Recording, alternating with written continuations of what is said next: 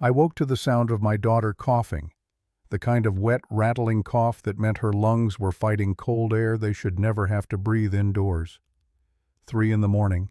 The fire in the stove had burned down to embers that gave off light but no warmth worth mentioning. I could see my breath in the darkness. The thermometer on the wall read 38 degrees Fahrenheit. Outside, the wind screamed past our cabin at what had to be 20 below zero, maybe colder. I knew because I'd checked at midnight before forcing myself to lie down for a few hours. Montana didn't care about your need for rest. Montana took what it wanted. Griffin lifted his head from where he'd curled tight against the dying heat, his brown eyes catching the ember light.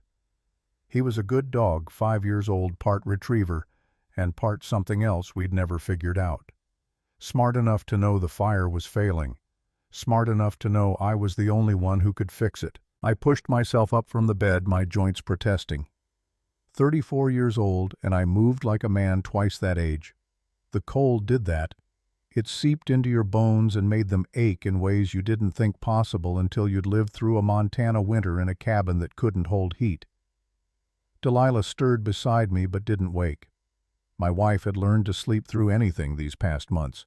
She had to. If she stayed awake every time the temperature dropped or the wind picked up or one of the girls coughed, she'd never rest at all.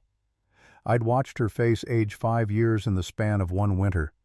Lines around her eyes that hadn't been there when we'd arrived in the spring. A tightness in her jaw that never quite relaxed anymore. Rosalind coughed again from the small room we'd partitioned off for the girls. 7 years old. Her sister Imogen slept curled beside her under 3 wool blankets and both their winter coats. I could see them through the gap in the door we always left open so what little heat we generated could reach them. I fed the stove. Not much wood left in the box beside it. I'd need to bring more in before dawn, which meant going outside into that wind. The wood was stacked against the north wall of the cabin covered with canvas that whipped and snapped in the gusts. Every trip out there felt like a small battle. The kindling caught. Small flames licked up around the split pine. I added larger pieces carefully knowing I had maybe 3 hours before I'd need to do this again. The arithmetic of survival had become second nature, 4 cords of wood per month just to keep the cabin at 45 degrees on a good day. At this rate, we'd burn through our entire winter supply by February and face March with nothing but desperation. Griffin padded over and pressed his warm body against my leg. I scratched behind his ears, grateful for the company. Dogs didn't judge you for failing to keep your family warm. Dogs just stayed close and trusted you'd figure something out. The cabin I'd built last summer had seemed solid enough when I'd set the final log in place. 12-inch spruce, each one chosen for straightness and fitted tight. A fieldstone foundation that had taken me 3 weeks to lay properly. A steep pitched roof designed to shed snow. I'd been proud of it. I'd built cabins before during my time in the Army Corps of Engineers. I knew what I was doing. Or I'd thought I did. What I hadn't accounted for was wind. Not the gentle breezes we'd had during construction, but the freight train roar that came howling down from Glacier National Park starting in November and didn't let up until April. Wind that found every microscopic gap between logs. Wind that pulled heat straight through solid wood like it was tissue paper. Wind that made the temperature irrelevant because it was the wind chill that killed you. I'd spent 2 years in the Aleutian Islands during the war, building barracks on permafrost for soldiers who would have frozen to death without shelter. Those Quonset huts we'd erected had been crude, ugly things. Half-barrel arches of corrugated metal bolted to timber frames.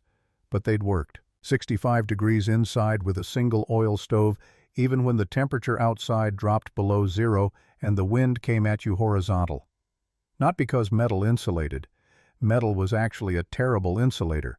But because those curved shells blocked the wind completely, because they created a space where air couldn't move freely, couldn't form the convective currents that stripped warmth away faster than any fire could replace it. I'd thought about that a lot during December, lying awake at night listening to the wind tear at our cabin, wondering if the principle could apply here, wondering if I was just desperate enough to be grasping at impossible solutions. The fire began to put out real heat. The cabin would warm to maybe 50 degrees by dawn. The girls would wake and eat breakfast with their coats on, and Delilah would stuff rags into the gaps around the baseboards for the 100th time, and I would chop wood until my shoulders screamed, and we would survive another day. But I couldn't keep doing this. None of us could. Spring came eventually, though it felt like it would never arrive. By March, the temperature climbed above freezing during the day, and by April we could leave the windows open without risking death. Delilah started to look like herself again. The girls played outside without me worrying they'd lose fingers to frostbite. I started planning, thinking, trying to figure out what I'd done wrong and how to fix it before the next winter arrived to finish what the last one had started. The problem wasn't the logs themselves. The problem was physics. Heat moved through solid materials via conduction. It radiated outward as infrared energy, and it got stripped away by moving air in a process called convective cooling. All three mechanisms working together 24 hours a day, pulling warmth out of my cabin faster than I could generate it. I couldn't stop conduction without rebuilding the entire structure with thicker walls. I couldn't stop radiation without materials I didn't have and couldn't afford. But convection, that was just wind hitting wood. That was something I might be able to address.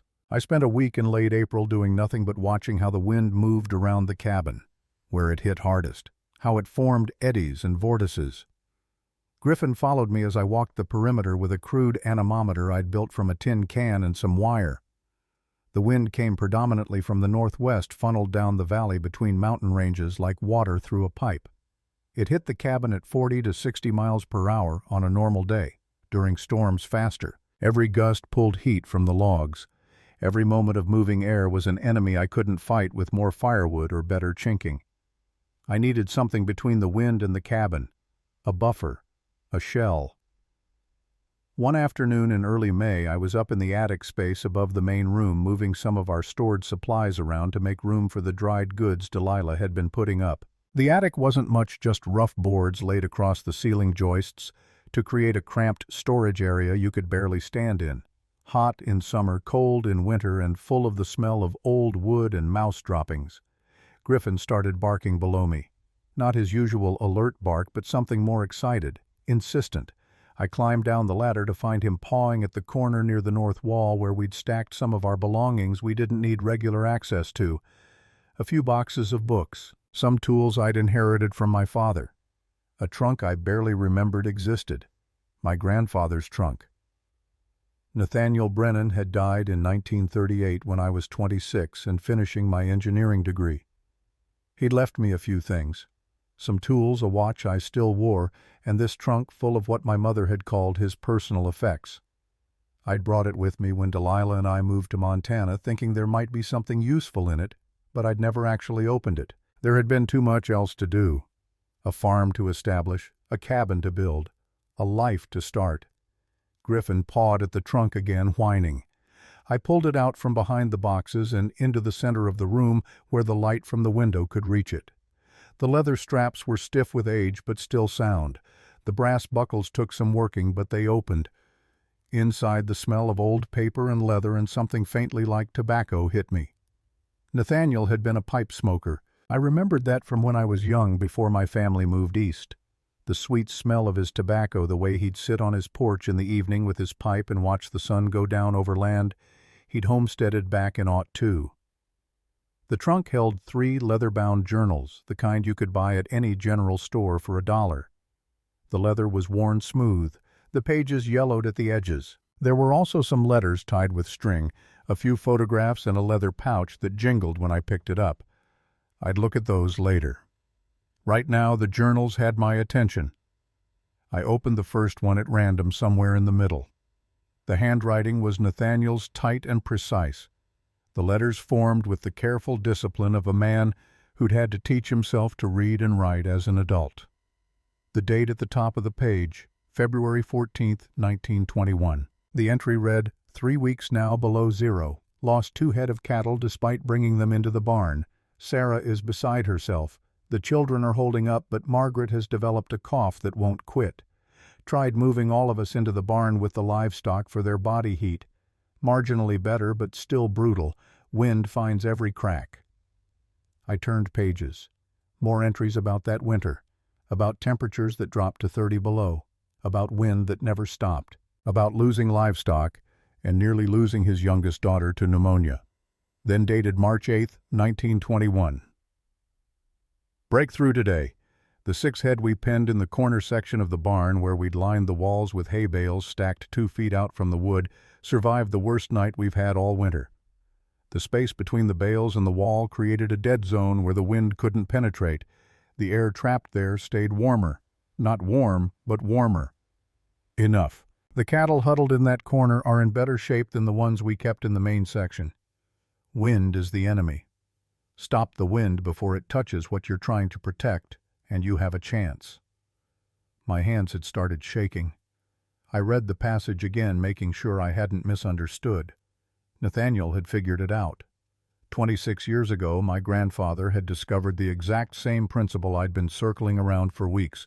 Create a barrier. Trap still air. Let that dead zone insulate. I flipped through more pages, hungry now. There were diagrams, rough sketches of barn walls with measurements marked, notes about ventilation and moisture, observations about how the hay bales worked, not because hay was insulating, which it was, but primarily because they created that crucial gap where air couldn't circulate. Griffin rested his chin on my knee, watching me read. I scratched his head absently, my mind racing. The second journal covered the years 1922 through 1928. More experiments. Nathaniel had tried different materials. Canvas stretched on frames, stacked cordwood. At one point he'd built a small shed with a double wall, 8 inches of space between inner and outer planks, and recorded temperatures inside that ran 15 degrees warmer than a conventional shed of the same size. The third journal was dated 1930 to 1938. The entries became less frequent as the years went on. His handwriting grew shakier, but there were still observations, still notes. And then near the end, an entry dated November 1937, a year before he died. Winter coming. I'm old now, 81 last month. Don't think I'll see many more springs. Been thinking about what I learned all those years ago about shelter and survival, about how this land teaches you lessons if you're willing to listen. Got to write this down proper in case someone in the family needs it someday. Silas, maybe. Bright boy. Has his mother's stubbornness and his father's brains. If he ever ends up trying to scratch out a life in Montana, he'll need to know. The land provides for those who don't fight against its nature. Wind kills. Cold kills. But wind kills faster. You can live with cold if you stop the wind. Create a shell. Create a buffer. Let still air do the work. Nature respects only what works. I sat on the floor of my cabin holding my grandfather's journal, and something broke open in my chest. He'd written this for me. A year before his death, he'd thought about me specifically and written down the wisdom he'd spent a lifetime learning. Griffin pressed closer. Delilah came in from outside where she'd been hanging laundry, saw me on the floor surrounded by journals, and came to sit beside me without asking questions. She just took my hand and waited. I read her the passages, all of them. She listened in silence, her grip on my hand tightening when I got to the part where Nathaniel had mentioned my name. When I finished, she was quiet for a long moment. Then, "What are you thinking?" "I'm thinking about Quonset huts." She knew about those. I'd told her about the Aleutians, about the metal barracks that had kept soldiers alive in conditions not much different from what we faced here. She waited for me to continue. "There's an army depot in Great Falls. They've been liquidating war surplus since the end of the fighting. I saw an ad in the paper last week. Quonset huts, various sizes, $75 each." $75. We had 52 in our savings.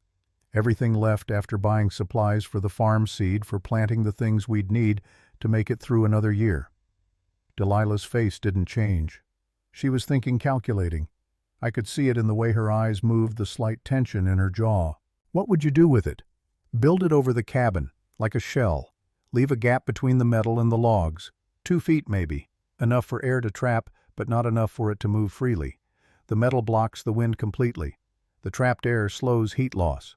It's exactly what Nathaniel was describing, just with different materials." "People are going to think you're insane." probably. They already talk. About the cabin being too small. About us being foolish for trying to farm this far north. About you not knowing what you're doing because you weren't raised here. I knew.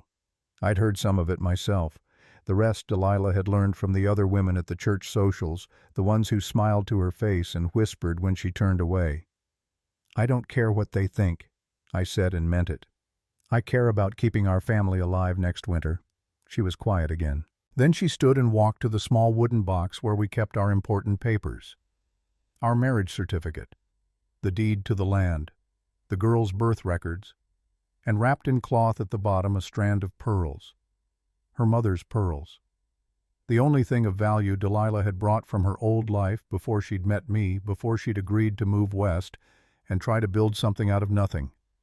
Real pearls, not the fake kind, worth maybe $30 if we could find someone to buy them. She held them for a moment, the candlelight catching on their surface.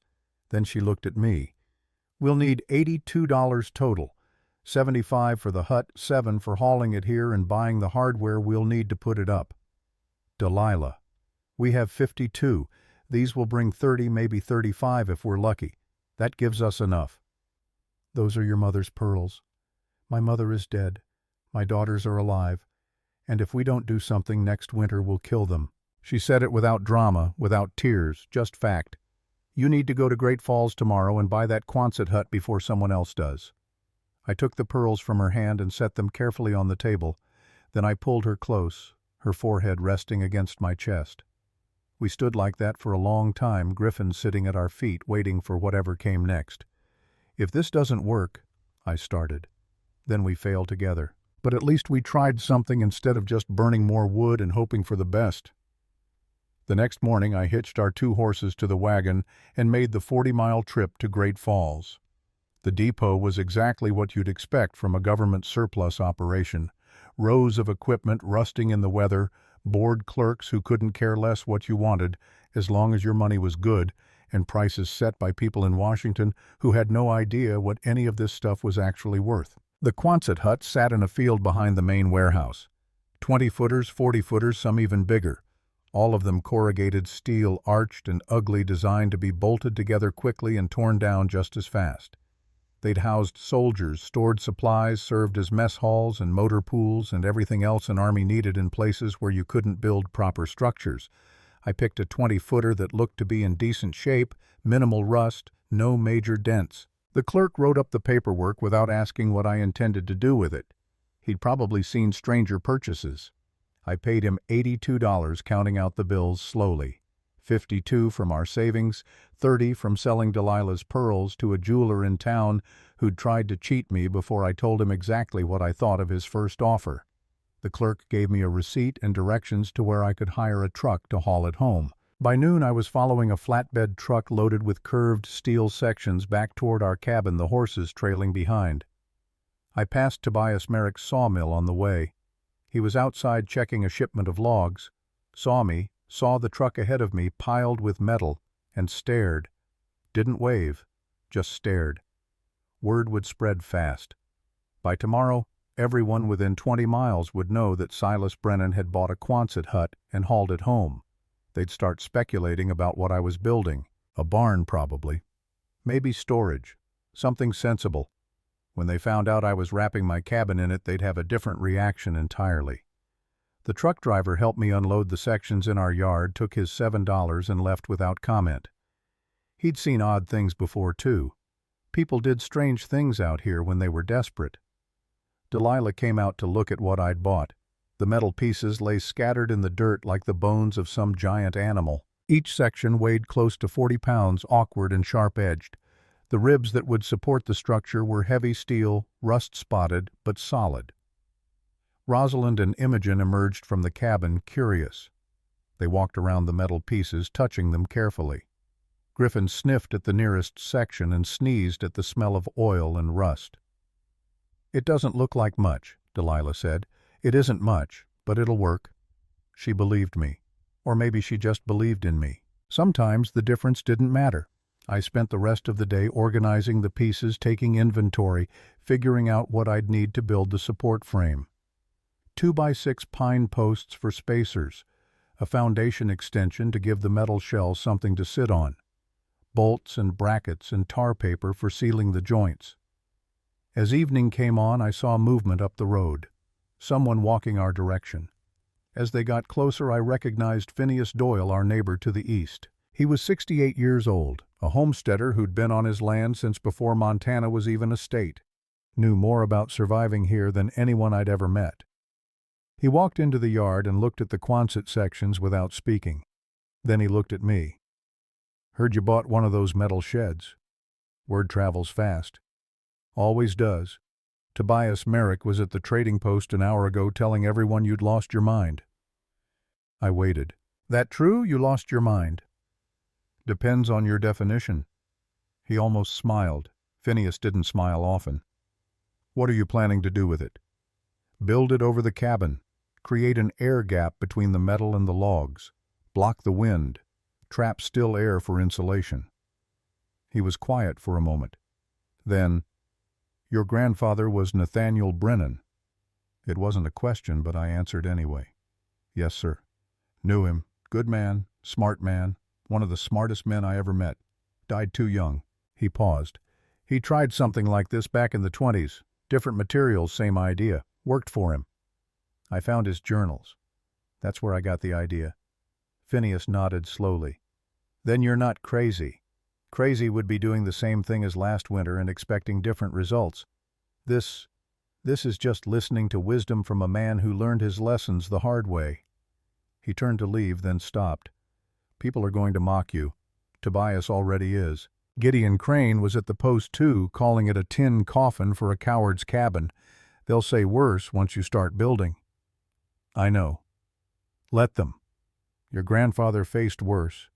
Proved them all wrong in the end." He looked at Griffin, who'd come to sit beside me. "Good dog you got there. Looks like he's got some sense."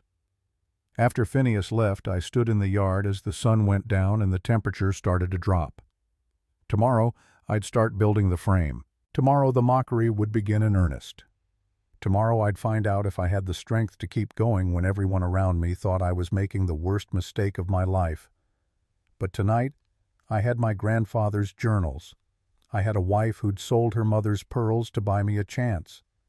I had 2 daughters who deserved to grow up warm and safe, and I had a pile of ugly steel that was going to save us all. Griffin pressed against my leg, solid and loyal. I reached down and scratched his ears, looking at the cabin that couldn't hold heat and the metal shell that would change everything. The land provides for those who don't fight against its nature. Nathaniel had written that. He'd lived it. Now it was my turn to prove he'd been right all along.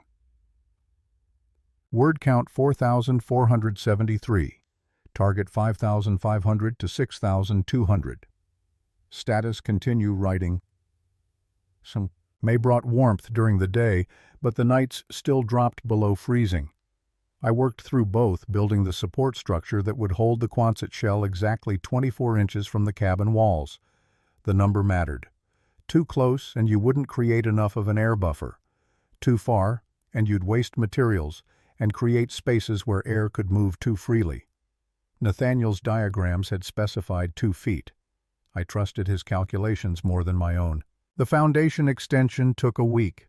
I dug post holes every 6 feet around the cabin's perimeter, 30 inches out from the existing fieldstone foundation, and set pine posts in concrete I mixed by hand.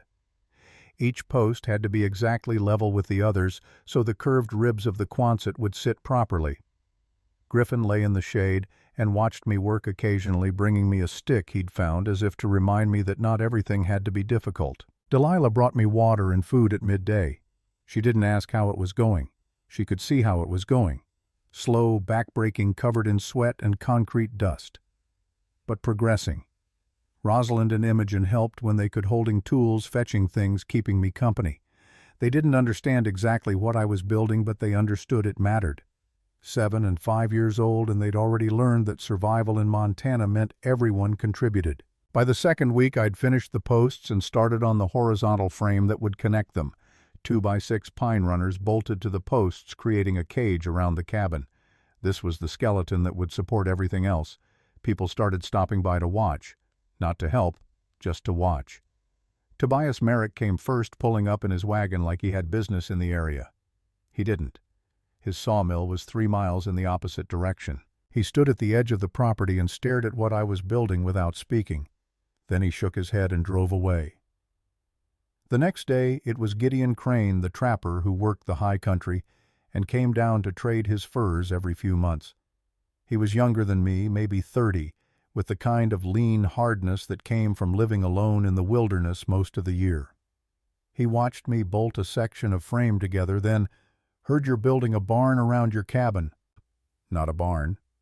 "What then?" "Windbreak." He laughed. It wasn't a friendly sound.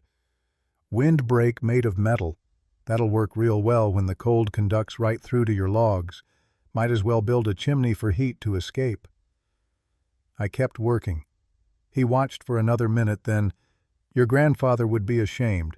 Nathaniel Brennan knew how to build proper shelter. You're making a mockery of his name." That got my attention.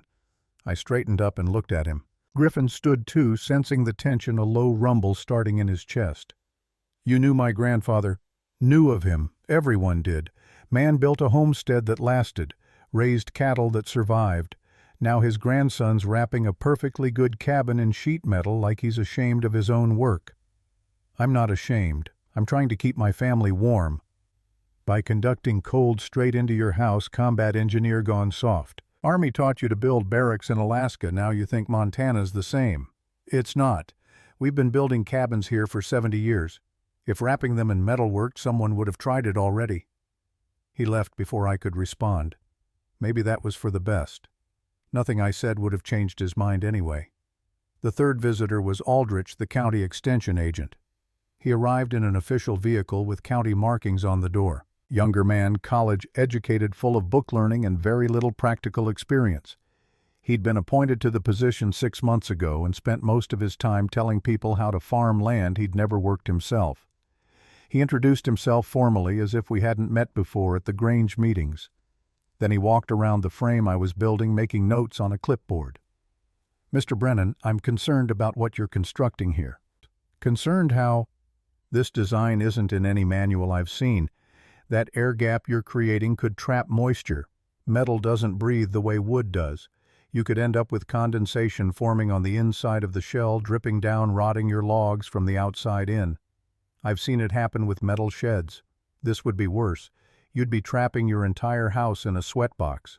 He said it with his confidence of someone who'd read about the problem in a book but never actually dealt with it.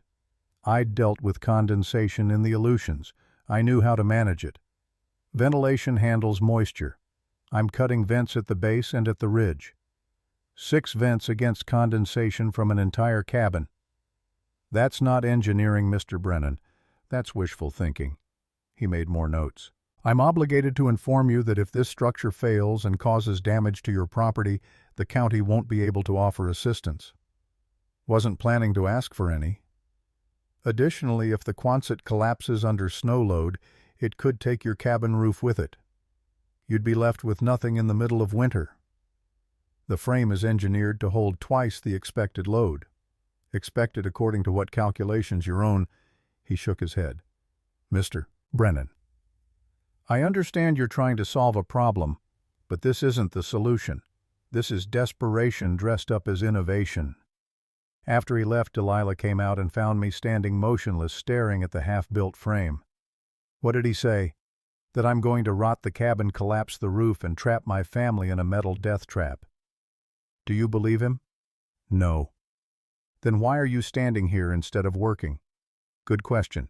I picked up my tools and went back to work. Griffin followed, settling into his spot in the shade. By June, the frame was complete and I started mounting the Quonset ribs. This was the hardest part. Each curved steel piece weighed close to 100 pounds and had to be lifted into position, aligned precisely, and bolted to the frame. I built a system of ropes and pulleys to help with the lifting, but it was still brutal work. Delilah helped when she could, holding sections steady while I bolted them down. Her hands were smaller than mine, but just as strong. We worked in silence, mostly developing a rhythm that didn't need words. The cabin began to disappear inside its shell. The metal ribs arced overhead like the skeleton of some enormous creature blocking the sun, creating shadows that moved as the day progressed. Rosalind asked if we were building a cave. In a way we were. The corrugated panels came next. Each one 8 feet long, 3 feet wide, designed to overlap and bolt together to create a weatherproof skin. I started at the bottom and worked up, sealing the joints with tar paper, checking each connection to make sure water couldn't penetrate. The work took me through July and into August. Every day I woke at dawn and worked until dark, stopping only when it was too dark to see what I was doing. My hands developed calluses on top of calluses. My back ached in ways I'd never experienced. I lost weight I couldn't afford to lose. But the shell grew. Section by section, panel by panel, the metal skin enclosed the cabin. From the outside it looked like exactly what Gideon Crane had called it, a tin coffin. Ugly, industrial, completely out of place in the Montana landscape. From the inside, standing in the narrow corridor between cabin wall and metal shell, it looked like possibility. The air gap ran exactly 24 inches all the way around. Enough room to walk through if you turned sideways. Dark in there, cool even in summer, smelling of fresh-cut pine and metal and tar paper. I could see the cabin logs on one side, the curved steel on the other, and the space between them that would make all the difference. Delilah walked through it with me one evening in late August. We circled the entire cabin slowly, inspecting every joint, every seal. Griffin followed, his nails clicking on the dirt floor I'd leveled and packed. "It's strange," she said, "like the cabin's wearing armor." "That's exactly what it is." "Will it work?" "Yes." I said it with more confidence than I felt, but confidence was what she needed to hear. We'd spent everything on this. Money, time, energy, her mother's pearls. If it didn't work, we had no backup plan, no savings to fall back on, no way to rebuild or try something else. This had to work. There was no other option. September came, and with it the first hints of cold. Nothing serious yet, just the occasional morning frost that reminded you winter was coming, whether you were ready or not. I finished the last of the panels and sealed the final joints. Then I cut the ventilation openings. 4 vents at the base, each 6 inches square, screened to keep out animals. 2 vents at the ridge, baffled to prevent rain and snow from getting in, but allow air to flow. The theory was simple: air would enter at the bottom, circulate slowly through the gap, and exit at the top. Slow enough to retain heat, fast enough to prevent moisture buildup. Theory. Everything I was doing was based on theory and my grandfather's observations from 20 years ago, and the memory of Quonset huts in the Aleutians that had worked for different reasons in different conditions.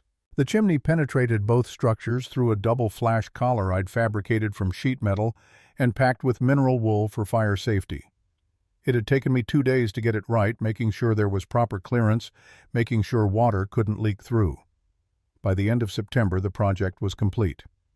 The cabin sat inside its metal shell, invisible from the outside except for the chimney and the door. I'd built an airlock entry with 2 doors to minimize heat loss, one on the outside of the Quonset, one on the cabin itself. You stepped into a small chamber, closed the outer door, then opened the inner door. Simple, but effective. The whole thing had taken 5 months and cost $82 plus materials I'd scrounged or bought as cheaply as possible. Total investment maybe $130. Everything we had and more besides. It looked insane. From the road you couldn't even see the cabin anymore. Just a curved metal shell with a chimney poking out the top. No windows visible on the outside because the cabin windows were hidden behind the metal. Like I'd buried our home alive. The talk intensified. I heard it third hand from Phineas, who didn't soften the words. People at the trading post were calling me a fool, saying I'd wasted money on a scheme that would fail the first time temperatures dropped, saying my wife should have stopped me, saying my children would pay for my stupidity. Tobias Merrick told anyone who would listen that he'd tried to warn me. That metal would conduct cold straight into the house, that I'd created a tin-wrapped freezer instead of solving anything. Gideon Crane was more colorful. According to Phineas, he'd called it a monument to fear, a testament to a man so afraid of Montana winter that he'd wrapped his home in shame rather than face it like everyone else. Even people who didn't actively mock it expressed concern. Women at church told Delilah they were worried about us. asked if she was sure this was safe, suggested maybe we should have consulted with someone who knew what they were doing before embarking on something so unusual. Delilah told them we appreciated their concern and said nothing else. She'd developed a talent for polite dismissal, for ending conversations without giving people what they wanted. When she came home from these encounters, her face would be tight, her jaw set.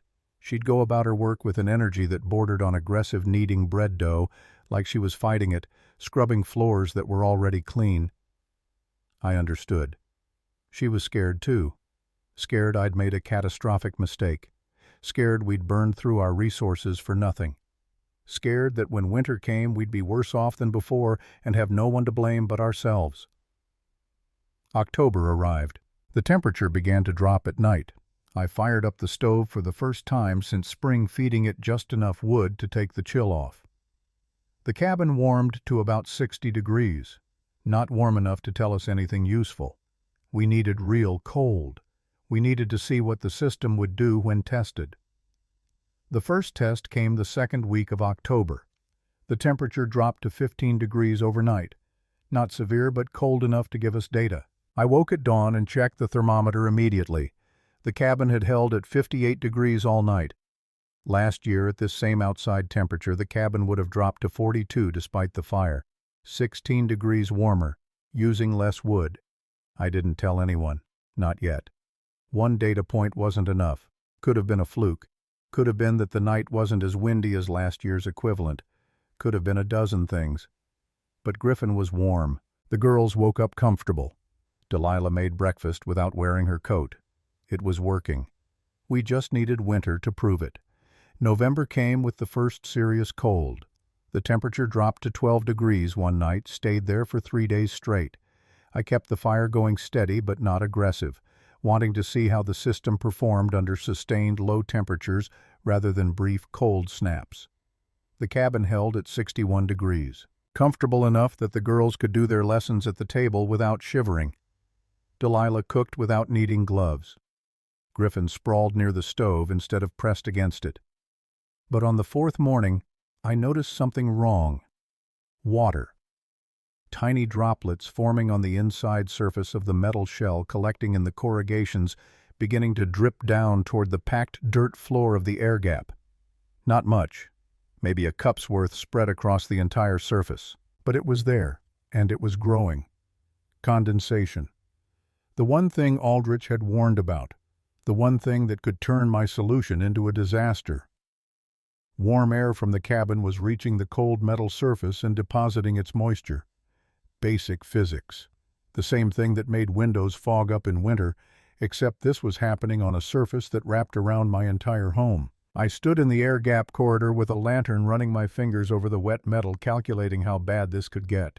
If moisture kept accumulating, it would drip onto the logs, soak into the wood, promote rot. Everything Aldrich had predicted. I'd created exactly the sweatbox he'd warned against. My hands started shaking, not from cold.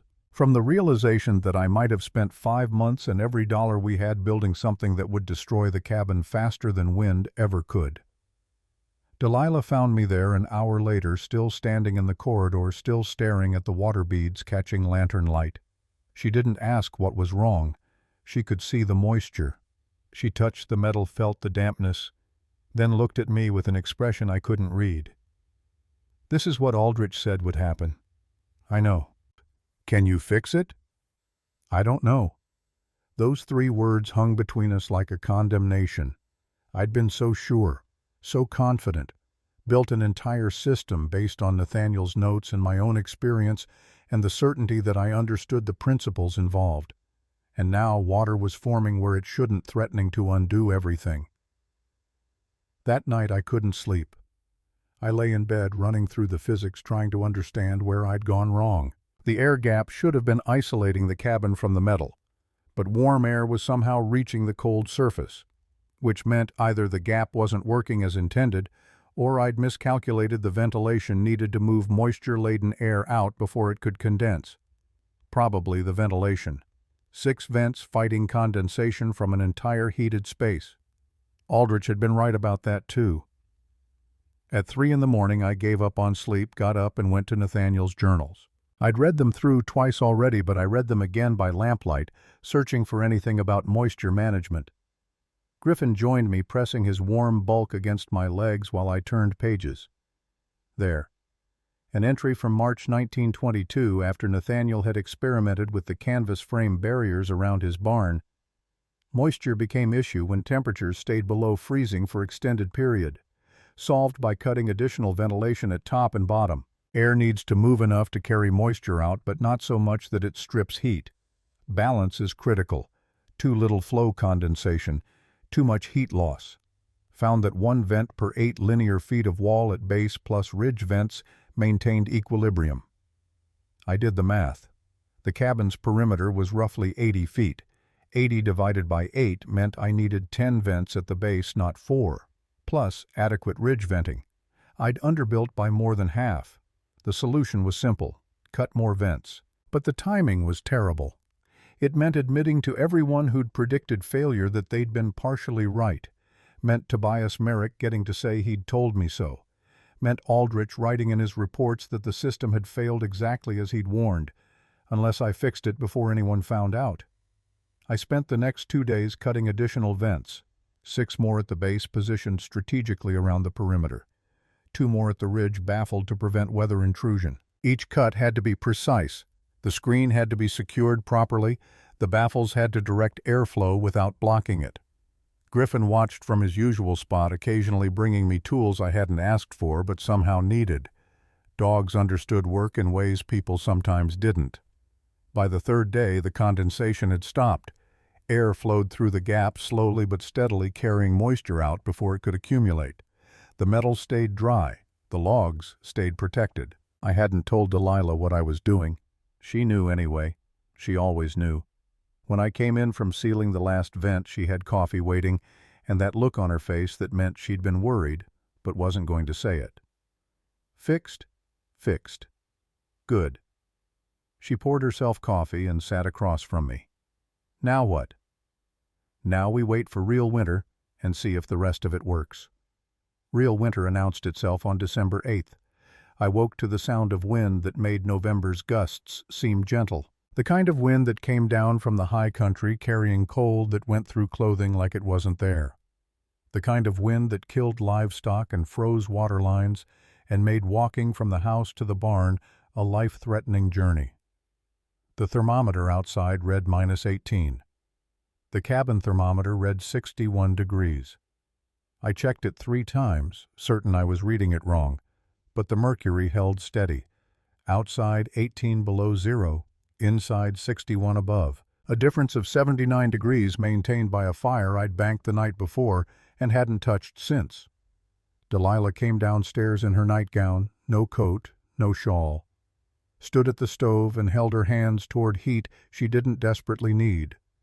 The girls followed, sleep-rumpled and comfortable, and I felt something break open in my chest that I hadn't even known was clenched tight. It was working. After all the doubt, all the mockery, all the nights lying awake wondering if I'd made a catastrophic mistake. It was working exactly as it should. Griffin stretched and yawned, utterly unconcerned. To him, this was just another morning. He didn't understand what it meant that he wasn't shivering, didn't know how close we'd come to spending another winter in misery. I walked through the air gap corridor, checking every surface. The metal was cold to the touch, but not freezing. No frost forming, no ice building up. The ventilation maintained equilibrium. The trapped air did its work, and the wind screamed outside without stealing our warmth. 4 days later, the temperature dropped to -31. The coldest I'd ever seen it this early in the season. People would be panicking, burning through their wood supplies, watching their livestock huddle and die despite everything they could do. Our cabin held at 59 degrees. I added wood to the stove once in the morning, once at midday, once in the evening. Normal rhythm, nothing desperate. The woodpile outside was barely diminishing. At this rate, we'd use maybe 3/4 of a cord for the entire month instead of the 4 cords last December had consumed. That's when Tobias Merrick showed up. I heard his wagon before I saw it, the sound of iron-shod wheels crunching through snow that had fallen overnight. Griffin barked once alert, but not aggressive. I opened the outer door and stepped into the airlock, then through to see Tobias pulling up with a load of cordwood in his wagon bed. He climbed down without greeting me, walked to the back and started untying the ropes securing his load.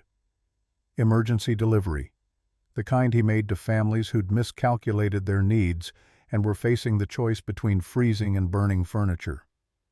Don't need wood, Tobias. He didn't stop untying ropes. Probably thought I was being proud, refusing help I desperately needed. Appreciate you coming out, but we're managing fine. That made him pause. He looked at the cabin, or what he could see of it beneath the Quonset shell, then at me standing in the outer doorway without a heavy coat, despite the -31 temperature. Managing fine, in this cold. That's right. Silas, it's 31 below zero. Nobody manages fine in this without burning through wood like it's kindling. Come see for yourself. He followed me through the airlock, suspicious now. The warmth hit him the moment I opened the inner door. I watched his face change. Confusion first, then disbelief, then something that might have been anger or might have been shame. Rosalind and Imogen were at the table working on arithmetic, both wearing cotton dresses, no coats, no blankets wrapped around shoulders, just normal clothing for a normal day inside a warm house. Delilah was kneading bread dough at the counter, her sleeves rolled up to her elbows. Tobias stood frozen in the doorway, staring at the wall thermometer like it was lying to him. 63 degrees. He walked over and tapped it. The mercury didn't budge. This can't be right. It's right. He touched the cabin wall. Cool, but not radiating the brutal chill every wall radiated in his own home and every home in the valley. Looked around like he was searching for a second stove, a hidden fire, something that would explain the impossible. How much wood are you burning? About 3/4 of a cord so far this month. His face went pale. 3/4 of a cord. He was delivering that much to some families every 4 days. That's impossible. It's physics. The air gap stops convective cooling. The metal blocks wind. Still, air insulates. Same principles that kept Quonset barracks warm in the Aleutians. He walked the perimeter of the cabin, slowly processing. Opened the door to the air gap corridor, looked into that narrow space between cabin and shell, closed it again. Went to the window, looked out at the metal exterior from the inside. When he finally spoke, his voice had changed. Quieter. Missing the certainty he usually carried. You're holding 63 degrees inside while it's 31 below outside. That's 94 degrees of difference. Closer to 96 if you account for wind chill. On less than a cord of wood for the whole month. Probably won't hit a full cord even if this cold keeps up. He was quiet for a long time. Then he looked at Delilah kneading bread, at the girls working at the table, at Griffin lying comfortable near the stove. At a family living normally while outside the kind of cold that killed was doing its worst. I called this a tin coffin. I know. Said you were wrapping your cabin in shame. Heard that too. I was wrong. He said it simply without drama. Just fact. I was completely wrong. He left without taking his wood delivery with him. Drove away slowly, the wagon still loaded, heading back toward his sawmill where he'd tell this story to whoever would listen. And people would listen. Tobias Merrick wasn't a man who admitted mistakes lightly. When he said something, people believed him. Word would spread. I gave it 2 days before the visitors started coming. That afternoon, while splitting wood I didn't urgently need but would eventually, Griffin started acting strange. Pacing along the cabin's north wall, sniffing at the ground, pawing at a spot near the foundation where dirt met stone. I'd learned to pay attention when Griffin got insistent about something. He'd found Nathaniel's trunk. He'd alerted me to a loose board that would have let mice into the pantry. He noticed things. "What'd you find, boy?" He pawed harder, whining. I got a shovel and started digging where he indicated. The ground was partially frozen, but not impossible. 6 inches down, the blade hit something solid. Metal. A box. Rectangular, maybe 18 inches long and a foot wide, made of tin with a hinged lid that had rusted shut. Heavy enough that it clearly held something. I pried it open with a screwdriver, the hinges protesting but giving way. Inside, wrapped in oilcloth to protect against moisture, were more journals. 5 of them. Nathaniel's handwriting on the covers, dates ranging from 1915 to 1925, earlier than the ones I'd already found. And beneath the journals a bundle of letters tied with string that had rotted through. The letters were addressed to Sarah Brennan, my grandmother, in Nathaniel's handwriting. I carried the box inside and set it on the table. Delilah came to look, recognized the handwriting from the journals I'd shown her before. The girls crowded around, curious about anything new. Where was it buried? North Foundation. Griffin found it. I scratched Griffin's ears and he leaned into my hand, satisfied with himself. Good dog. Best dog. The journals covered years I hadn't seen documented before. Nathaniel's early attempts at homesteading, failures and successes, observations about Montana, weather patterns about how cold moved and wind behaved, about which animals survived and which didn't, and why. One entry from January 1921 stopped me cold. Temperatures have held below -20 for 2 weeks solid. Lost 9 head of cattle this week. The ones that survived were those we brought into the corner section of the barn where we'd stacked hay bales against the exterior wall. Something about that protected space. The hay itself provides minimal insulation, but the gap between hay and wall, that dead air space, seems to be the key. Wind cannot penetrate. Heat cannot escape as easily. The difference is life and death for the animals. He'd figured it out even earlier than I'd thought. 1921, 26 years ago. And he'd been right. The letters were more personal. Written to my grandmother during their marriage, during hard times, during winters when survival was uncertain. I almost didn't read them. They felt private. But one letter in particular, dated November 1924, seemed meant to be found. Sarah, my love, if you are reading this, it means I have buried this box for safekeeping and perhaps not retrieved it myself. Or perhaps you found it cleaning after I'm gone. Either way, I want you to know what I've learned so you can teach our children and they can teach theirs. Montana is not cruel. Montana is honest. It shows you what works and what doesn't, and it doesn't lie. Wind is the enemy of warmth. Stop wind, you create shelter. Create dead air space, you create insulation. This is not theory. This is observation refined over years. The land provides for those who listen to what it teaches. Make sure our family knows this. Make sure they understand that wisdom is meant to be inherited, not discovered anew by each generation. I read the letter out loud to Delilah. She listened without speaking, her hands still in the bread dough, her eyes on the paper. He was writing to all of you, not just your grandmother. I know. He knew this would matter someday. I folded the letter carefully and set it aside. The other letters could wait. Right now I needed to process the fact that my grandfather had spent decades refining knowledge that had saved my family, and he'd deliberately preserved it for exactly this moment. Griffin had found it, had dug in exactly the right spot on exactly the right day. Dogs knew things, sensed things. Or maybe it was simpler than that. Maybe he'd smelled old leather and metal and decided it was worth investigating. Either way, I owed him. December 18th brought -38, the coldest temperature I'd ever experienced. Cold that made exposed skin freeze in seconds. Cold that turned spit to ice before it hit the ground. Cold that killed anything not properly sheltered. The valley went into survival mode. I heard later from Phineas when he stopped by to check on us that families were burning through their winter wood supplies at catastrophic rates. Some were down to half a cord remaining with 3 months of winter still ahead. Others were burning furniture, fence posts, anything that would produce heat. Chimneys were failing. The extreme cold caused creosote to freeze in the flues, blocking draft, forcing smoke back into cabins. People woke choking, had to stumble outside into lethal temperatures to clear blockages before they could restart their fires. Livestock were dying despite everything people could do. Chickens froze in their coops. Cattle huddled against barn walls and didn't survive the night. Our cabin held at 63 degrees. I burned maybe half a cord for the first 3 weeks of December. The system was exceeding even my most optimistic projections. The girls played indoors comfortably. Delilah cooked and cleaned in normal clothing. Griffin sprawled near the stove when he wanted extra warmth, but spent most of his time just lying wherever he felt like.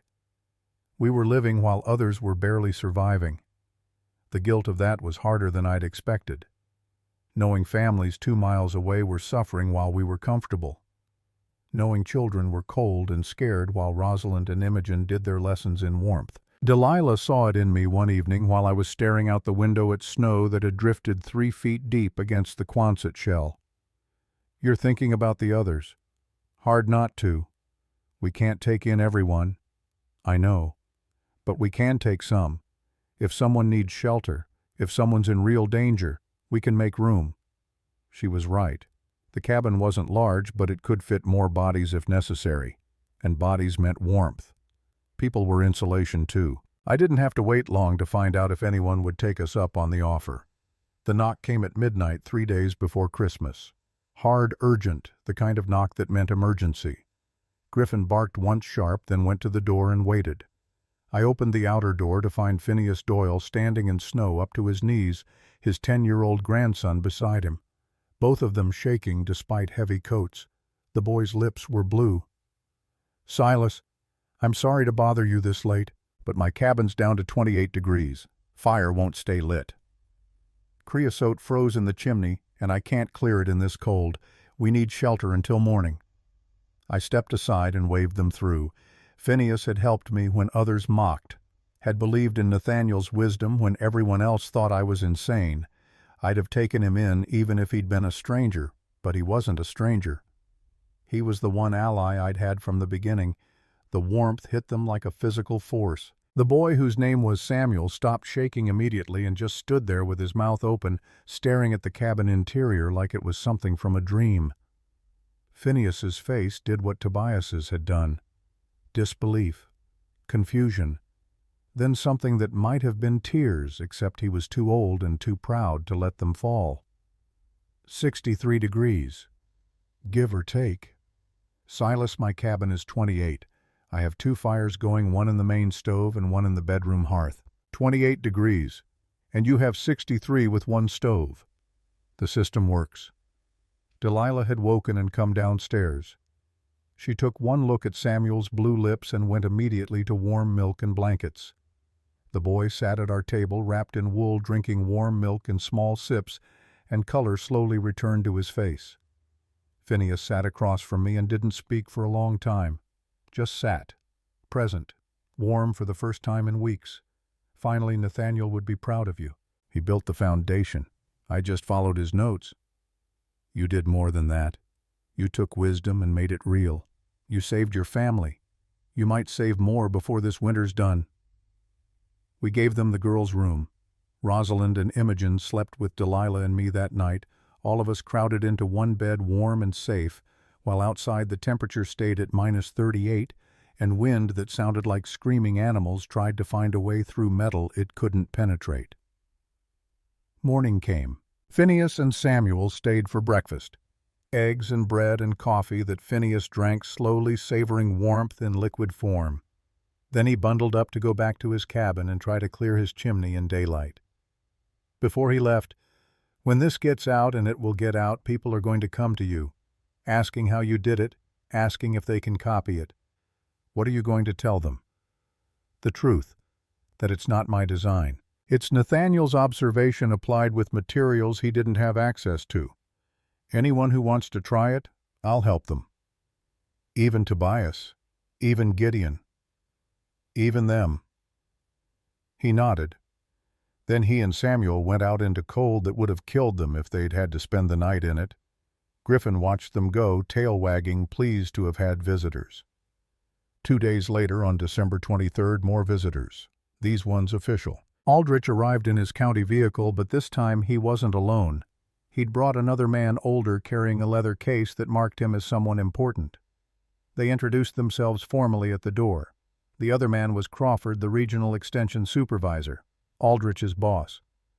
"Mr. Brennan, I hope you don't mind the intrusion, but I've been hearing reports about your cabin's performance during this cold snap. Frankly, the numbers being reported seemed impossible. I needed to verify them myself." He pulled a thermometer from his case. Professional grade, calibrated, the kind used for official weather reporting. "I'd like permission to take temperature readings, inside and out, for my records." I stepped aside and let them in. Crawford set up his thermometer in the exact center of the cabin, away from the stove, away from walls where it would read average air temperature without bias. Then he went outside and set up a second thermometer 20 feet from the Quonset shell. He waited 20 minutes, giving the instruments time to stabilize. Aldrich stood quietly watching the cabin thermometer, occasionally glancing at Crawford's professional instrument to compare readings. When Crawford came back inside, he checked his thermometer 3 times, wrote the readings in a notebook with precise handwriting. Then he walked to different corners of the cabin, taking spot measurements. North wall farthest from the stove, south wall nearest the stove, east and west, recording everything. Finally, he stood in the center of the cabin and looked at me. Outside temperature is currently minus 35 degrees Fahrenheit. Inside temperature averaged across 5 measurement points is 64 degrees. That's a maintained differential of 99 degrees. Aldrich was staring at his own notes pen frozen above paper. Crawford continued, "Fuel consumption based on your wood supply and burn rate appears to be approximately 1/5 of what would be required in standard cabin construction, possibly less." He closed his notebook and looked at Aldrich, then at me. "Mr. Brennan, when Agent Aldrich reported his concerns about your construction project, I supported his assessment. The design violated conventional wisdom. The condensation risk seemed insurmountable. The structural concerns appeared valid. We were both convinced this would fail." He paused. Outside, wind howled. Inside, the cabin held steady and warm. "We were wrong. Completely wrong. This isn't just functional. This is revolutionary for cold climate shelter design." Aldrich found his voice, though it came out quieter than I'd ever heard it. "I told you this would rot your logs and collapse your roof. You did. I was wrong. About everything." Crawford opened his case again and pulled out a camera. "I'd like to document this. Photographs of the exterior, the interior, the air gap construction, measurements, written description of the methodology. With your permission, I want to publish a technical bulletin through the Extension Office so others can learn from what you've accomplished. It's not what I accomplished. It's what my grandfather observed 25 years ago. I just had access to materials he didn't. Nevertheless, others need to know this is possible." I let him photograph everything: the Quonset shell from multiple angles, the air gap corridor, the ventilation system, the double-door airlock entry. He measured spacing, recorded materials, asked detailed questions about construction sequence. Aldrich helped making notes, asking clarification questions. His earlier certainty had been replaced by something else. Not quite humility, but close to it. The awareness that book learning didn't always translate to understanding how things actually worked. Before they left, Crawford shook my hand. "Thank you for allowing me to document this. I suspect once this information becomes public, you're going to have a lot of visitors, people wanting to see it for themselves, homesteaders looking for ways to survive winters that keep getting harder. I hope you're prepared for that." I wasn't sure I was, but I nodded anyway. They drove away, and I stood in the yard watching their vehicle disappear into snow and distance. Griffin sat beside me, unbothered by the cold, for the few minutes we were outside. When I went back in, Delilah was waiting. "They're going to publish it." "I heard. Everyone will know." "Good. Maybe it'll help someone." She was right. Knowledge was meant to be shared. Nathaniel had written that in his letters. Wisdom was meant to be inherited, not hoarded. But I suspected the coming attention would bring complications I hadn't fully anticipated. People who'd mocked would want to copy. People who'd doubted would want to learn. And I'd have to decide how to balance helping with maintaining the privacy and peace my family needed. For now, though, we were warm. The girls were healthy. Delilah could breathe without fear that our next winter would be our last. Griffin had a comfortable place to sleep. The land had provided. Nathaniel had prepared the way. I'd been brave enough or desperate enough to trust what he'd learned. That would have to be enough. January brought cold that made December seem mild by comparison. The radio warning started on the second, crackling through static about an Arctic front building over Alberta. Meteorologists used words like unprecedented and historic. They advised people to prepare for sustained temperatures that would challenge records going back 50 years. I didn't need warnings to know what was coming. You could feel it in the air, a kind of stillness that preceded the worst storms. The sky took on a color I'd only seen once before in the Aleutians, a pale gray blue that looked like iron left too long in freezing water. The valley responded with quiet panic. At the trading post, normally stocked shelves emptied of lamp oil, matches, candles, anything that could produce heat or light. Men bought wood from Tobias at prices he kept deliberately low because he knew gouging during crisis was a line you didn't cross. Women stockpiled food that could be prepared quickly that wouldn't require extended cooking time on stoves needed for warmth. Families made plans, which rooms to abandon to conserve heat, which livestock to bring inside versus which to leave hoping they'd survive, how to ration wood that was already running shorter than it should be this early in winter. Delilah watched me check our wood supply for the third time in as many days. "We're fine. You know we're fine." "We are. But they're not." She didn't ask who. She knew. Everyone within 20 miles who didn't have a metal shell and an air gap and the benefit of wisdom passed down through generations. "You can't save everyone, Silas." "I can save some." She was quiet for a moment. Then, "How many can this cabin hold, really?" I'd been calculating that myself. Square footage divided by bodies. Heat generation versus oxygen consumption. The practical limits of shared space and strained resources. 8. Maybe 10 if some are children. More than that and we'd be creating new problems. Then we prepare for 10. I'll inventory food, figure out sleeping arrangements, make sure we have enough blankets. That's who she was. No hand-wringing about the inconvenience or the risk. Just immediate planning for the reality we were facing. I'd married well. The front hit on January 8th. Temperature dropped 18 degrees in 4 hours. By evening we were at -22 and still falling. Wind came with it, sustained at 40 miles per hour with gusts that had to be hitting 60 or 70. Snow didn't fall so much as fly horizontal building drifts that buried fence lines and climbed the sides of buildings. Our cabin barely noticed. 61 degrees. Comfortable. Safe.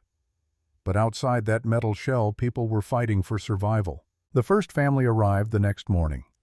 I heard the knock through layers of windscreen and opened the outer door to find a man I didn't know standing with 2 children who couldn't have been more than 6 and 8 years old. The man's face was red raw from windburn. The children were crying. "I'm Daniel Hart. Live 4 miles north. Chimney collapsed last night. Can't get a fire going without smoke filling the cabin. My wife sent me with the children.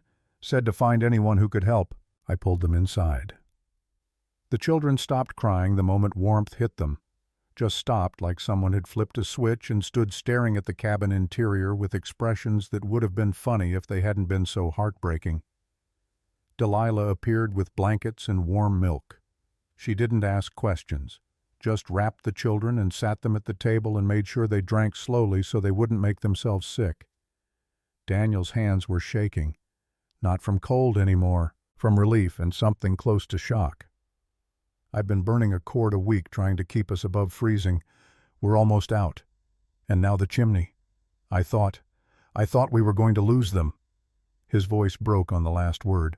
I gripped his shoulder and didn't say anything because there wasn't anything to say. He'd made it. His children were safe. That was what mattered. "Your wife. Where is she?" "Still at the cabin, trying to salvage what she can. She'll come later if you have room." "We have room. Go get her. Bring whatever supplies you can carry. You're staying here until this breaks." He left and came back 3 hours later with his wife Rebecca and an armload of supplies they'd packed in desperation. Rebecca looked like she'd aged 10 years overnight. When she stepped into our cabin and felt the warmth when she saw her children sitting comfortable and safe, she sat down on the floor and wept. Delilah knelt beside her and held her while she cried. Rosalind and Imogen took the Hart children to show them the small collection of toys we kept. Griffin followed patient as always with children who needed something gentle and warm to anchor them. That night we fed 6 people instead of 4. The cabin's temperature dropped to 58 with the extra bodies consuming oxygen and opening doors, but 58 was still livable, still safe, still. The Harts slept in the main room on bedrolls, their children tucked between them, and for the first time in weeks, they rested without fear. The temperature outside hit -35. 2 days later, more knocking. This time it was a couple I recognized from church socials but had never spoken to.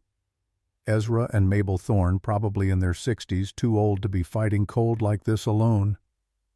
Ezra's face was gray, his breathing labored. Mabel held him upright more than walked beside him. "Our cabin's at 30 degrees. Ezra's lungs can't take it. Doctor in town said another night in that cold and it'll kill him." I didn't hesitate. Brought them in, gave them the girls' room, moved Rosalind and Imogen in with us. Delilah made soup that Ezra ate in small spoonfuls, while Mabel watched him with an intensity that spoke of decades together and the terror of losing that. By evening, Ezra's color had improved. His breathing eased. Warmth was medicine for some ailments. Not a cure, but enough to tip the balance from dying to surviving. We were at 8 people now. The cabin felt crowded, but not impossible. Food would stretch. Wood consumption had increased, but not drastically. The system was handling the load. Then January 15th arrived, and with it the worst storm I'd ever witnessed. The temperature had been hovering around -38 for 3 days. Brutal, but manageable. Then the blizzard hit and everything changed. Wind that sounded like freight trains colliding. Snow so thick you couldn't see 5 feet. Cold that went beyond numbers into something that felt actively hostile, like nature had decided to demonstrate exactly how little it cared about human survival.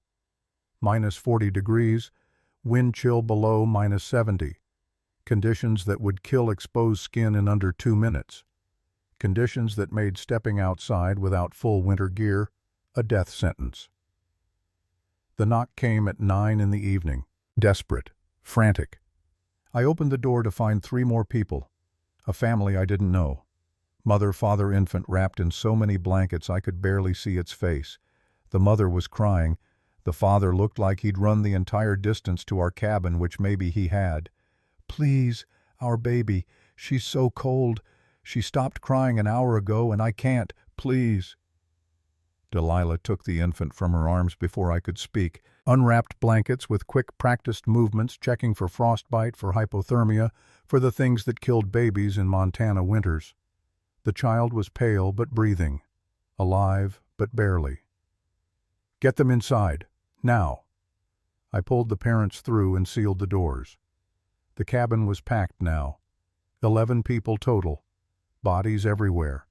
Bedrolls covering every available floor space. The temperature had dropped to 54 degrees with all the door opening and the mass of people consuming warmth. But 54 was enough. Enough for the baby to start crying again, which made the mother cry harder, but from relief this time. Enough for the father to stop shaking. Enough for all of us crammed into space meant for 4 to survive through a night that was killing livestock and collapsing structures across the valley. Delilah organized it like a military operation. Food rationed but adequate.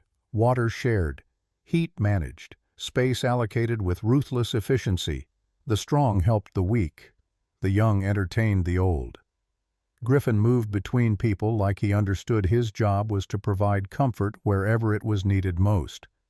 I kept the fire steady through the night. Not roaring, didn't need roaring, just steady and constant. The Quonset shell did the rest. Blocked wind that would have stripped heat away. Trapped air that insulated, reflected radiant warmth back toward us, instead of letting it escape into frozen darkness. Morning came. The storm hadn't broken, but it had eased slightly, enough that I could open the outer door and look at what the night had done. Drifts 10 feet high against the Quonset shell. The metal hadn't budged. Snow had built up and slid off the curved surface exactly as designed. No structural damage, no ice buildup blocking vents. The system had weathered the worst nature could throw at it without failing. I walked the air-gapped corridor, checking every joint and seal. Everything held. The metal was cold enough to sting if you touched it bare-handed, but inside that protective shell the cabin walls were cool rather than frozen. The temperature differential was working exactly as Nathaniel had predicted it would. When I came back inside, I found 11 people awake and warm and alive. The baby was nursing. The Hart children were playing quietly with Rosalind and Imogen. Ezra was breathing easier. Rebecca Hart was helping Delilah prepare breakfast for a crowd that would have overwhelmed our supplies if we'd had to sustain it indefinitely. But we didn't have to sustain it indefinitely. Just long enough for the storm to pass. Just long enough for people to repair their chimneys and restock their wood and return to cabins that would be cold but survivable once weather moderated. Daniel Hart stood looking at the wall thermometer. 56 degrees now, with morning fire raising the temperature slightly. Last night was -40 outside. You're holding 56 with 11 people crammed in here. The system works. This isn't a system, Silas. This is a miracle. It wasn't a miracle. It was physics and observation and inherited wisdom applied correctly. But I understood what he meant. When you'd spent months watching your children shiver despite your best efforts, when you'd burned through resources faster than you could replace them, when you'd faced the real possibility of freezing to death in your own home, then survival felt miraculous even when it was just good engineering. The families stayed 2 more days. By the 17th, the storm had passed and temperatures had climbed to -20. Still brutal but manageable. Chimneys could be repaired. Fires could be restarted. Life could resume. Before they left, Daniel pulled me aside. How do I build this for my family? How do I make our cabin like yours? You need a shell. Doesn't have to be Quonset. Could be any material that blocks wind and creates an air gap. 18 to 24 inches. Ventilation top and bottom. The principles matter more than the specific materials. Can you help me? I'll pay you. Work for you, whatever it takes. You don't need to pay me, but yes. When spring comes and we can build, I'll help you. He wasn't the only one asking. Rebecca wanted to know if they could use scrap lumber. Ezra asked about adapting the design for their smaller cabin. Even the family with the infant, who I learned were named the Pattersons, wanted details they could share with relatives who were struggling. Word was spreading beyond what Crawford's bulletin could accomplish. Not through official channels, but through the oldest information network that existed. Survivors telling other survivors what had worked. The day after the families left, Tobias Merrick showed up again. Not with wood this time. With a wagon full of builders and homesteaders. 6 men total, including Gideon Crane, all standing in my yard looking at the Quonset shell like they were trying to solve a puzzle. Tobias climbed down and walked directly to me. We need to talk, all of us, about how this works and how we can replicate it. I could have refused, could have held on to the knowledge as something proprietary, something that belonged to my family because we'd paid for it with risk and resources and months of mockery. But that wasn't what Nathaniel would have wanted. That wasn't what his letters had said. Wisdom is meant to be inherited, not hoarded. I walked them through everything. The air gap dimensions, the ventilation calculations, the materials I'd used and the alternatives that could work. The condensation problem I'd encountered and solved. The physics of why trapped air insulated and moving air destroyed warmth. They listened without interrupting. Even Gideon, who'd called this a monument to fear, stayed silent and attentive. When I finished, Tobias spoke first. I mocked you, called this a tin coffin, told anyone who'd listen that you were making a terrible mistake. I remember. I was wrong about everything. And I'm sorry. The apology hung in the cold air between us. The other men shifted, uncomfortable. Montana culture didn't traffic much in apologies. You lived with your mistakes and tried to do better. Saying the words out loud was rare. You weren't wrong to be skeptical. This violated everything conventional wisdom said should work. You had every reason to doubt. But you were right. And your grandfather was right before you. And now I'm asking, will you teach us? Will you help us build what our families need to survive winters like this? I looked at the 6 men standing in my yard. Men who'd doubted, men who'd mocked, men who now understood that pride was worth less than their children's warmth. Yes, but we wait for spring. Can't build properly in this cold. For now, if anyone's in danger, they come here. We make room. When weather breaks, we figure out who needs help most and we start there. Gideon stepped forward. He was the youngest of the group, the one who'd been harshest in his judgment. I called your cabin a coward's hiding place. Said you were afraid to face Montana like a man. You did. I was a fool. This isn't cowardice. This is intelligence. This is using your head instead of just enduring because that's what's always been done. He paused. I have a wife and baby daughter. Our cabin barely hits 40 degrees. If you'll teach me how to build this, I'll work for you free until the debt is paid. No debt, just pay attention and help the next person who needs it. They left with measurements and diagrams I'd sketched on paper. With understanding of principles they could adapt to their own situations, with hope that next winter wouldn't have to be like this one. After they'd gone, Delilah found me standing in the air gap corridor, running my hand along the cold metal that had changed everything. You're thinking about your grandfather. How'd you know? Because I know you, and I know what this means to you. She was right. Standing there in the space Nathaniel's wisdom had created, I felt connected to him in ways I hadn't when he was alive. Back then, he'd just been grandfather, old man with a pipe who told stories. I hadn't understood he was teaching me with every story, preparing me for a future he wouldn't live to see. He knew. Somehow he knew I'd need this. Or he hoped someone would, and it happened to be you. She took my hand. You didn't just survive Silas. You proved that listening to the past doesn't mean being trapped by it. It means building on what worked and making it better. Spring came slowly like it always did. March brought temperatures above freezing during the day. April melted the snow. By May, the ground was soft enough to work. 7 families had asked for help building double-wall systems. I started with Daniel Hart because he'd been first to ask, and because his chimney collapse meant he needed it most urgently. We used scrap lumber instead of Quonset huts. Cheaper, easier to source, and it worked just as well if you built it correctly. Vertical planks set 18 inches out from his cabin walls, a framework to support them. Ventilation cut at strategic points. The principles remained the same even though the materials differed. It took us 2 weeks working evenings and weekends. Daniel helped learning as we built. By the time we finished, he understood the system well enough to explain it to others, to troubleshoot problems, to adapt the design for different situations. His cabin's first test came in early June when a late cold snap dropped temperatures to 25 degrees. His unmodified cabin would have been miserable. With the double wall, it stayed at 53 degrees. Not warm, but livable. Proof the system worked. We moved to Gideon Crane's place next. He'd bought a surplus Quonset from the Great Falls Depot, $40 he'd saved by trapping extra furs through winter. We erected it over his small cabin in 10 days. He worked harder than anyone I'd seen, driven by the memory of his daughter crying from cold he couldn't stop. By August, we'd completed 5 installations. Word spread beyond our immediate area. People from 20-30 miles away started showing up asking for advice. Some I helped directly. Others I taught the principles and sent away with diagrams and encouragement to try it themselves. Not every attempt succeeded.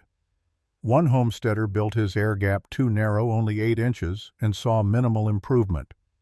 Another forgot adequate ventilation and created exactly the condensation problem Aldrich had warned about. A third used materials so flimsy they collapsed under the first heavy snow. But most worked. Most people who listened carefully and followed the principles saw dramatic improvements in heat retention and fuel efficiency. The valley's wood consumption dropped measurably. Tobias's sawmill sold less cordwood than any winter in recent memory, which he said was the best thing that had ever happened because it meant people were suffering less. Crawford's technical bulletin spread beyond Montana. I started getting letters from homesteaders in Idaho, Wyoming, even Alaska. People who'd read about the system and wanted to try it. Some asked detailed questions. Others just wrote to say thank you for proving there was a better way. I answered every letter. Delilah helped handling correspondence while I worked the farm and continued helping with construction projects. We became an informal information clearinghouse for cold climate shelter design, not because we'd set out to, just because people needed help and we had knowledge worth sharing. The winter of 1948 to 49 was milder than the previous year, but still harsh by normal standards. Temperatures in the teens, occasional dips below zero, wind that never really stopped. Our cabin maintained 63 degrees on average, used less than a cord per month. Proved the system's longevity, showed that the initial installation wasn't a fluke. 19 families within 50 miles had implemented some version of the double-wall design. Fuel consumption across the valley dropped by an estimated 40%. Temperature improvements ranged from 10 to 20 degrees depending on implementation quality. But the real change wasn't measured in degrees or cords of wood. It was measured in how people lived. Families who'd spent previous winters huddled and miserable now ate meals together in comfort. Children did schoolwork without gloves. Women cooked and cleaned without fighting numbing cold. Winter stopped being pure endurance and became something closer to normal life that happened to occur in snow. Tobias organized a gathering at the Grange Hall in March 1949, a kind of informal celebration and information sharing. Families who'd built systems came to compare notes. People considering it came to learn. Tobias stood at the front and did something I never expected. Most of you know I doubted Silas Brennan, thought he was making a fool's mistake, told him so to his face, but Silas understood something we'd all missed.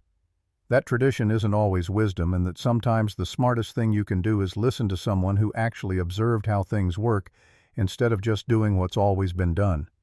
He gestured for me to stand. I didn't want to. This wasn't about recognition.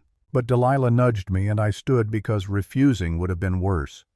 Silas didn't invent this. His grandfather Nathaniel figured out the core principles 25 years ago. Silas just had access to materials and timing that Nathaniel didn't. But what matters is that he shared it. He could have kept it to himself, could have let the rest of us freeze while his family stayed warm. Instead, he taught anyone who asked, helped people who couldn't afford to pay him, made our community stronger instead of just making his own family safer. The room applauded. I stood there feeling awkward and grateful, and wishing Nathaniel could have seen this, could have known that his observations, scribbled in journals and buried in metal boxes, had saved lives decades after his death. After the gathering, Phineas pulled me aside. Your grandfather would be proud, not just of the shelter, of who you chose to be when people needed help. He taught me that. In his letters, wisdom is meant to be inherited. It's also meant to be passed forward. You've done both. Years folded into themselves the way they do when life settles into patterns that work. We farmed. We raised our daughters. We helped neighbors when they needed it and accepted help when we needed it. Griffin got older slower but stayed loyal and good until he died in his sleep in 1959 at the age of 18. We buried him under the cabin's north wall near where he'd found Nathaniel's buried journals all those years ago. By 1962, Rosalind was 22 and teaching school in Kalispell. Imogen was 20 and studying to be a nurse. They'd grown up in warmth and safety, never knowing winters like the ones Delilah and I had endured before the Quonset shell changed everything. We decided to move to town. The farm had served its purpose, but we were getting older and the girls needed better opportunities than isolated homesteading could provide. We sold the property to a young couple named Ezra and Mabel Thorne Jr., the grandson of the couple we'd sheltered during that terrible storm 15 years prior. Ezra had grown up hearing stories about the cabin that saved his grandparents' lives. On our last day there, I walked through the air gap corridor one final time. The metal had rusted in places, the wood of the support frame had weathered, but everything still stood solid. The cabin was still warm. The system still worked exactly as Nathaniel's observations had predicted it would. Delilah found me standing there, my hand on metal that had become more than construction material. It was legacy, proof that listening to the past could save the future. Ready? Almost, just saying goodbye. To the cabin or to your grandfather? Both, I guess. She took my hand, and we stood together in that narrow space between cabin wall and protective shell. The space that had saved us. The space that had let us help others. The space that had turned desperation into hope and mockery into respect. He sees you, Silas, wherever he is. He knows what you did with what he left behind." We walked out through the airlock through both doors for the last time as owners. Ezra and Mabel stood in the yard with their 3 children waiting to begin their own story in this place. I showed Ezra the journals one more time, the original ones I'd found and the ones Griffin had helped me discover. I'd kept them all these years, referring to them when helping others build their systems, finding new insights each time I read them. "These stay with the cabin. Nathaniel wrote them for whoever needed them. You'll need them. Share them with whoever comes after you." Ezra held them carefully, understanding their weight. Not just paper and leather, knowledge that had saved lives. We drove away in late afternoon. I watched the Quonset shell disappear in the rear-view mirror, that curved metal arc that had looked so ugly when I'd first erected it, and now looked like the most beautiful thing I'd ever built. Delilah was quiet for a long time. Then, "Any regrets?" "Only that I didn't find Nathaniel's journals sooner. We could have avoided that first terrible winter." "But if we had, would you have appreciated what you built? Would it mean the same?" She was right. Suffering had taught me. Desperation had made me willing to try something everyone thought was insane. Necessity had turned theory into action. The land provides for those who don't fight against its nature. Nathaniel had written that. He'd lived it. I'd proven it. And now it would continue, passed from family to family, adapted and improved and shared. We drove toward town, and whatever came next, carrying nothing but memories and the knowledge that some things built right last longer than the people who build them. The Quonset shell would stand. The cabin would stay warm. Future families would wonder who'd been smart enough to figure this out and brave enough to try it. And maybe somewhere someone would find Nathaniel's journals and understand that the wisest solutions come from those who observe carefully, record honestly, and trust that knowledge is meant to flow forward through time, like water finding its path through stone. Home is not a place you find. Home is what you build when you listen to what the land teaches and have the courage to act on it even when everyone says you're wrong. I built that home. Nathaniel prepared the way, and now it belonged to whoever needed shelter from cold that would never stop coming, but could always be survived with intelligence, preparation, and the willingness to learn from those who came before.